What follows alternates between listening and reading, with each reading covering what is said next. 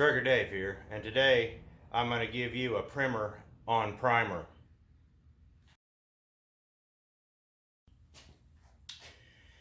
There are lots of different kinds of primer you can use for many different applications, and it's important to know which one is the right one for what you are doing. Automotive is no exception. You have to use the right kind of primer and use the right kind of application, not to mention have the surface prepped properly. And I have several different kinds of primer, and I'm going to show you which one works the best and the kind of things to stay away from. Ideally, you want to use a paint gun.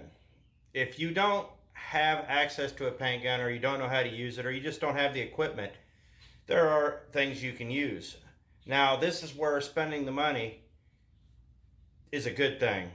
If you spend the money on cheap primer like this is actually primer. They were out of the cheap primer. This is 96 cents a can from Walmart. This is a hobbyist. This is for painting a toy car. Don't use this. It will not spread evenly over. It will not dry correctly. It's just, it's crap. It has no sealer in it. It's just basic. If you use a primer, this kind of primer, you need to have it sealed up immediately after you paint it, after it flashes and dries. This is not recommended. If you use a 96-cent can of primer, you're going to get a 96-cent result. Now, we have Color Max paint and primer. I don't like using combined products. I don't feel like it gives you a good product. Now, if you're just doing like, you know, a little 1x1 or just doing a little tiny piece and it's not really anything instrumental, this will work fine. I don't have a problem with it. Krylon's a good brand, and you know, this is metallic aluminum. In fact, this is what I'm going to paint the front of the truck. We're going to paint it this color. But yeah, don't use you're going to get a fair result, but I recommend going with like a gray primer, like just like a regular primer. Now, the reason I go with gray is because I can use a black primer to hit the high spots. You missed it with the black, when you sand it, you'll be able to see the high spots, and it's not paint, it's primer. You want to get a good primer that seals. We got this other primer over here, which is it's a filler primer. I'm not a fan of these. This is for filling in light things. If you have to fill in anything heavy, you're going to need a glazing putty and sanding and all that. This right here is, if somebody scratches your primer, you fill it in with this.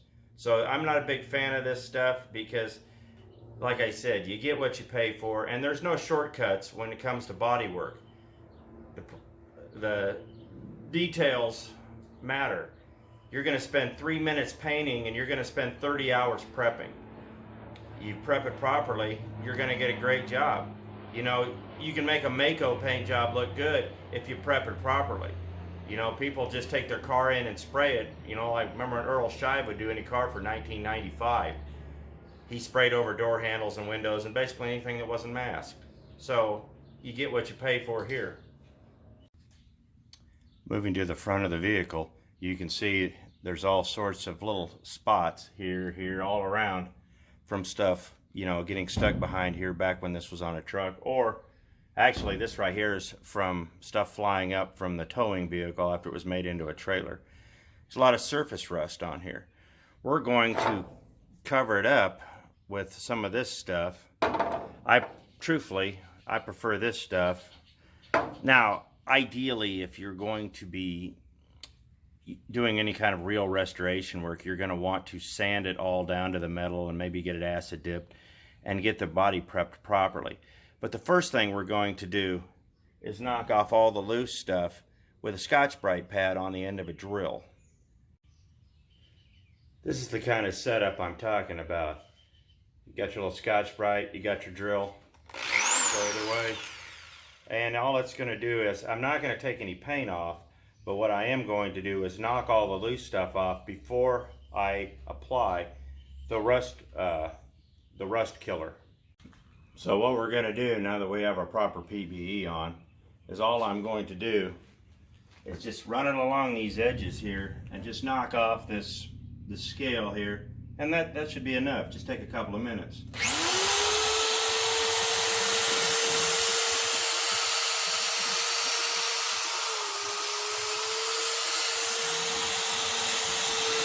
Now that I've gone over all this with the wire brush, I also went over it with some 80 grit.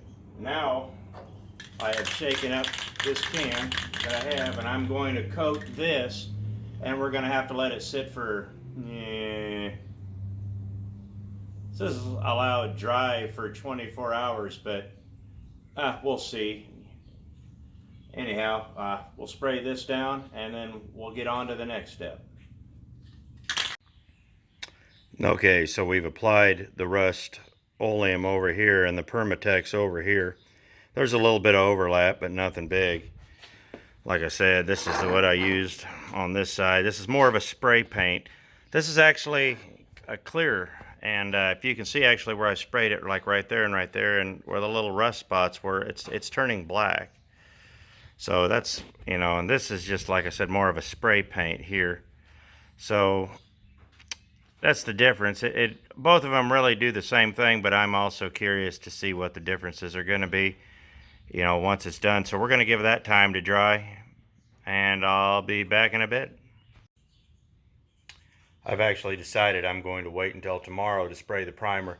That way I can give all of this over here, what I've done here, I can give all of this a good time to dry. And you can see the comparison between the Permatex and the Krylon. It's actually kind of neat. The Permatex will actually be black tomorrow, but it doesn't screw with the paint, which is kind of cool. Like I said, the other one, the Krylon, is more like a spray paint. So we're going to do that, and I'll catch you guys tomorrow.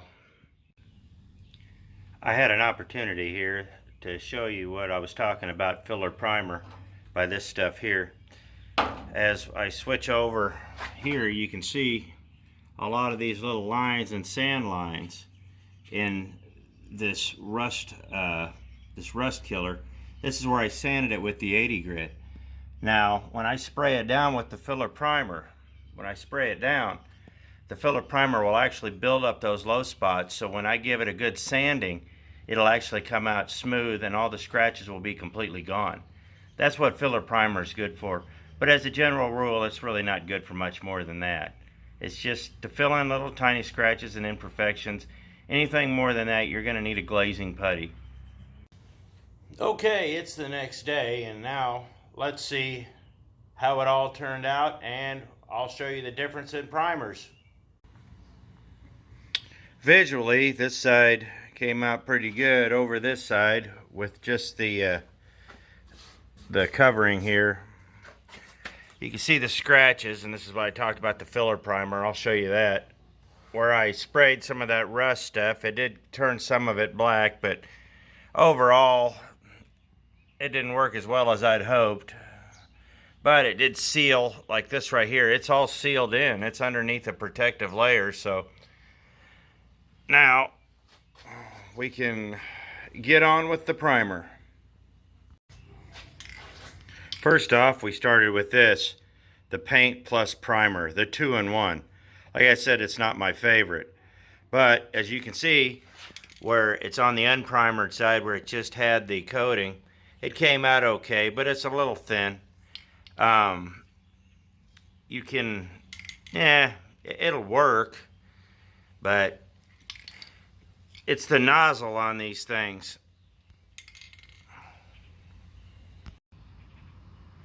Ideally, you want, when you get a spray paint, you want to get a nozzle that fans instead of throwing it out in a circular pattern. You want it to be in a fan shape. That'll give you a much better coverage and much more even.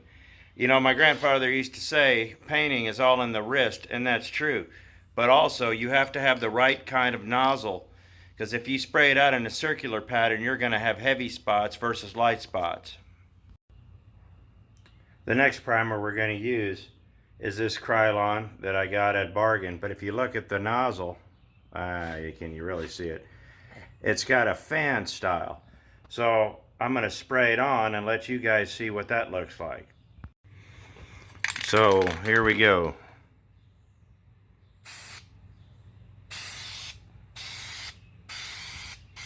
See that? I got the nozzle.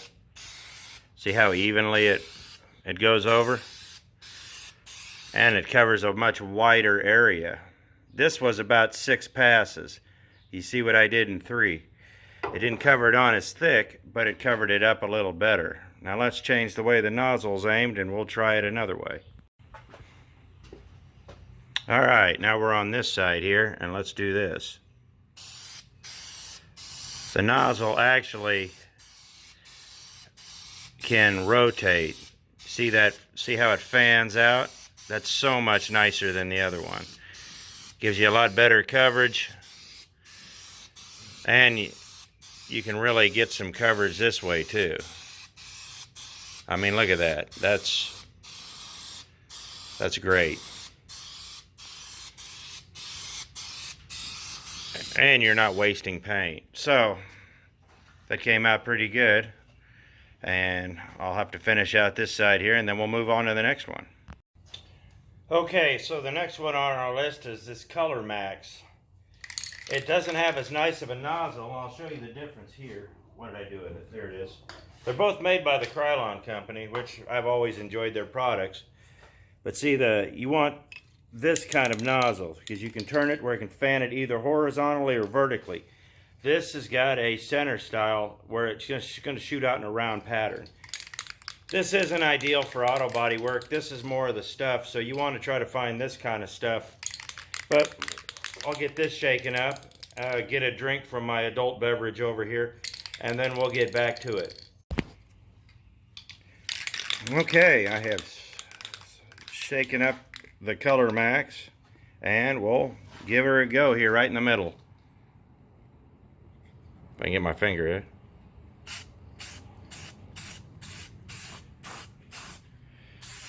Yeah, I already don't like this. It's not giving good coverage, and if you're not careful, you'll get some runs. This is what I was fearing with the cheaper 96 cents. This is more of a hobbyist thing. Well, you can see right there, I sprayed it on a little thick, and that was just one pass, and you can already see it starting to run. So, definitely I already know who the winner of this is. You know, this isn't bad stuff if you're just going to do something quick, or if you're just going to, you know, do a little thing. You know, this will get the job done, but for auto body, I'm not seeing it. I was going to show, you know, this right here, but it's got the same kind of nozzle. You get the picture of what I've talked about. So I'll spray this over some of these scratches, like right there, and then I'll come back and show you the pictures of what it looks like and how it fills in and builds up. Well, I've used the filler primer here, and I understand why it's here. I'm not really all that excited about it. You can see what it did. This is why you see the lines here. This is why I said use one with a fan style rather than a circle, you know, nozzle, because this is what you get. You get lines. Now, I didn't put it on too terribly heavy because you're not supposed to. It's supposed to dry, fill in, you put another coat on, sand it, you know, you do, you know, your body work. But you can see the difference in the primers, you know. This is the fan. This came out beautifully. This is the filler. It did not. Right here, the silver, it's the body work underneath. It could have been better, you know. And this is, you know, as we go across. So definitely the definite winner is the second Krylon with the fan style spray. It gave a much even coat, much easier. But in all reality, it is going to come down to body work. It's going to come down to your prep work. You know, I had this thing sprayed, and I could have had this thing sprayed in 45 seconds. But if I'd really cared and wanted to do it right, I should have taken out, washed it, degreased it, sanded it down, got it all smooth. It would have, just for this headboard here on this, just this side of it, it would have taken me probably 2 to 3 hours to prep it. I've got a hole or two I need to fill. It's a lot of work. So, yeah, it's a lot of work. Okay, well, we've sprayed it down with this paint slash primer stuff. And it's going to illustrate what I was talking about taking steps and doing things properly and using the right equipment.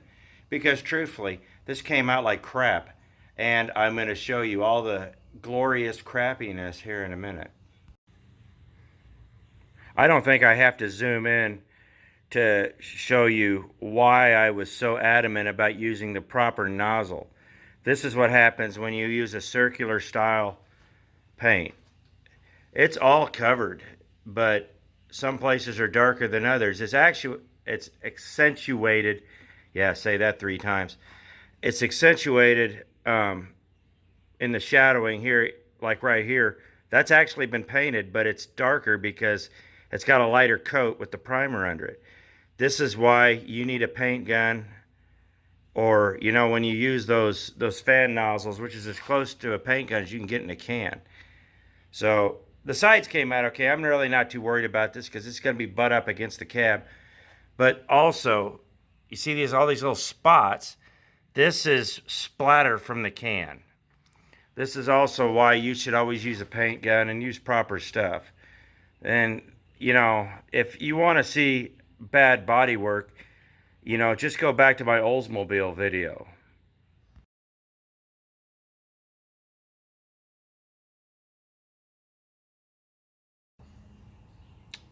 My Oldsmobile should serve as a template of what not to do with body work. I was young, I didn't know what I was doing, and I was trying all sorts of new things, and that's how you learn. But I'm really not worried about, you know, this right here for the most part, because, you know, there's good paint under it. The rust has been sealed, so it's going to be fine. And eventually I do plan on pulling the bed back off the truck and, you know, repainting it when I paint the truck itself. I'm going to paint it back the original silver. All I really wanted to do was just get the outside, so if I paint the bed with it on the truck, you know, it'll come out fine. I hope this video has been informative. There's not a whole lot here. You know, I'm just showing you the ins and outs of using proper paint procedure and all that. Truthfully, like the cheapest stuff that I showed you, the 96-cent can, that's what you use to paint your mailbox. And that's actually exactly what that can's going to be used for. You just have to take the time and have the patience to do it properly. Like I said, my Oldsmobile was the example of impatientness.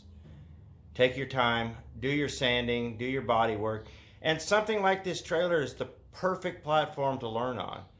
So I hope this video has been informative, and I have another video coming here soon where we're going to be talking about prepping the truck to receive this bed and everything I have to do. So I'm going to be shooting that here a little later also. So I hope this has been fun, and I hope you got something out of it, and I hope when you get ready to do your projects, this will be a guide, or at least this will be a help, so you can get a decent project at a decent price and something that's going to be nice to look at that'll last for years. So thanks for watching.